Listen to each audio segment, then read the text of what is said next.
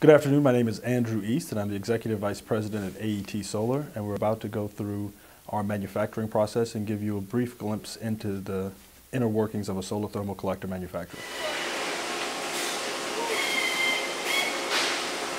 Originally founded in 1979, Thermafin is now owned and operated by AET, a manufacturing firm that has the distinction of producing the world's finest and most efficient solar collectors.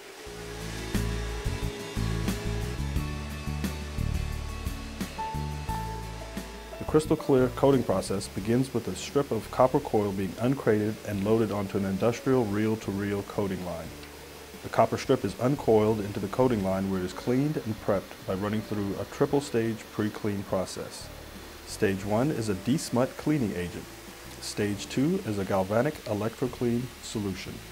Stage 3 is an immersion acid activator solution that allows the subsequent coating, our crystal clear, to adhere to the copper strip. Once the copper is cleaned to plating quality, the crystal clear coating process begins to produce a bimetallic alloy absorption layer.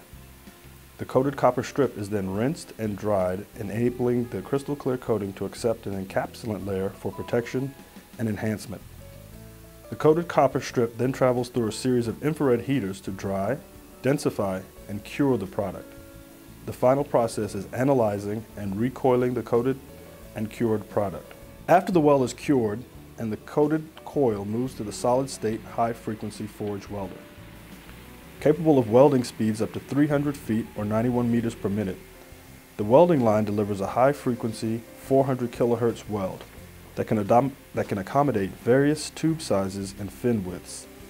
The weld zone is a minimum of 2 times the thickness of the copper fin, providing the most efficient heat transfer possible and ensuring a deep molecular bond guaranteed for 30 years. The full reels are then moved from the twin receiving towers to the twin feed cut-to-length tower. First, the tube is straightened.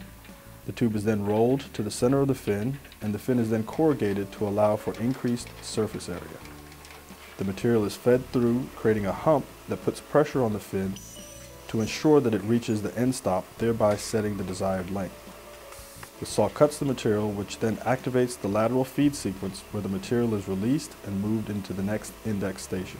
The fin tube is then conveyed to the unload station where the visual QC takes place and the final product is prepared for crating and shipping. The cut-to-length line, when set up, can produce approximately 50 feet per minute or 300 absorber plates per shift.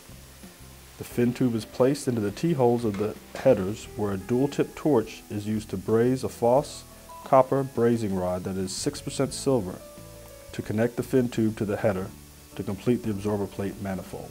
Once the absorber plate is completed, it goes to a pressure check table. The plate is placed on the rack, the headers are clamped, and then it is immersed in water under pressure. The air valves are opened to release air inside the absorber while it is checked for leaks. We thank you ever so much for taking time to learn a little bit about the solar industry and solar water heating in particular, and we invite you to come by our facility at AET anytime for a tour. Thank you so much.